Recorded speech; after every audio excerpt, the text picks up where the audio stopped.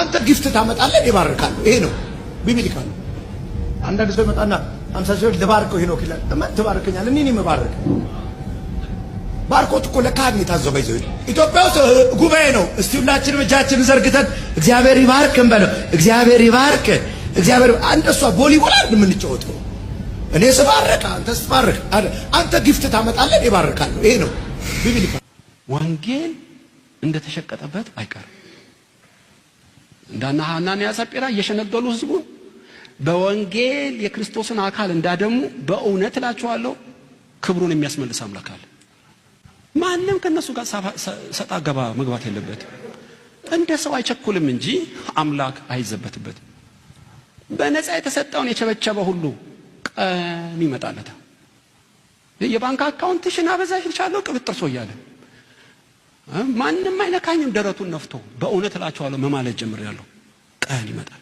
የዓለም ንብረት ሁሉ የሱ ቢያደርግ በትዕቢት የማይገባ ቃል ቢናገር ቀን ይመጣል። እንደ ኤሊ ልጆች ደፋሮች ነበሩ። አረ ለእግዚአብሔር መስዋዕት ይቅረብ ቀጥሎ ተባለ። የምን መስዋዕት ነው? መጀመሪያው ጥሬ ስጋ ለኔ አምጪ እያሉ አልቤርጎስ አሁን መቅደሱ ዝሙት እየሰሩ ሳሙኤል ወይ ጉድ አላለም። ቀን ይመጣል ጆሮን ጭው የሚያደርግ ጉድጓድ ቢገቡ ያመልጡ።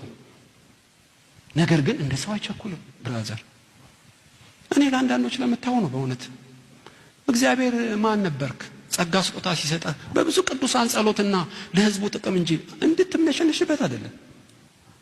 ለያጅ ለገላጋ ያስቸግረህ በወንጌል ስም በእውነት ሰማይ ልቧጣል።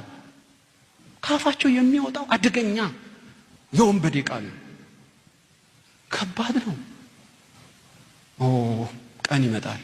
ምዕራፍ ሲገለጥ ዘመን ሲመጣ ሰው ሊያድናቸው አይችልም። የምድሩን አትበሉ። በትንሣኤ ዕለት በታላቁ ቀን ይቆማል። በምድርም ሂሳቡን ያጣጣል። እንተሳሰብ ይለዋል። አንዲት 74 ሳንቲም አትቀርም ኦዲት ያደርገዋል። በእውነት ነው ብላችሁ በእግዚአብሔር እጅ መውደቅ የሚያስፈራ